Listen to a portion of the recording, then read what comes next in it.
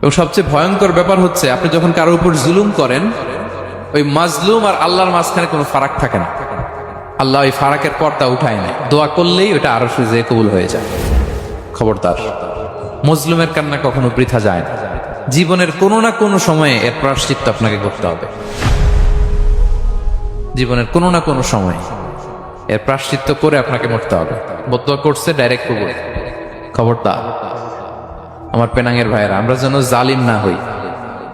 In it's any form, operation in it's any form, যেই কোনো ভাবে, যেই কোনো ক্ষেত্রে, যেই কোনো ধরনের হইতে পারে জুলুম। কাউকে আপনি ছোট্ট কোনো কাজে ঠকালেন, বন্টন নীতিতে ঠকালেন, হ্যাঁ, জমি মেরে দিয়ে ঠকালেন, আমানত মেরে দিয়ে ঠকালেন, ইন ইটস এনি ফর্ম যদি জুলুম করে থাকেন, খবরদার, মজলুমের কান্না কখনো বৃথা যায় না। জুলুম শুধু আমাদের জন্যই হারাম না, আল্লাহর জন্য হারাম। আল্লাহ তাআলা বলেন হাদিসে কুদসিতে, ইয়া ইবাদি, হে আমার বান্দারা, ইন্নী হারামতু যুলমা আলা নাফসি, আমি জুলুমকে আমি আল্লাহ নিজের উপরে হারাম করেছি। ওয়া জাআলতুহু বাইনাকুম মুহাররামা, এবং এই জুলুমকে তোমাদের উপরে হারাম করেছি। ফালা তাযালামু, তোমরা একে অপরের উপর জুলুম করো না। জুলুম শুধু আমাদের উপরে হারাম না, আল্লাহ নিজের উপরে হারাম করেছে। তাহলে জুলুমের সাথে কি মুমিনের কোনো সম্পর্ক থাকতে পারে?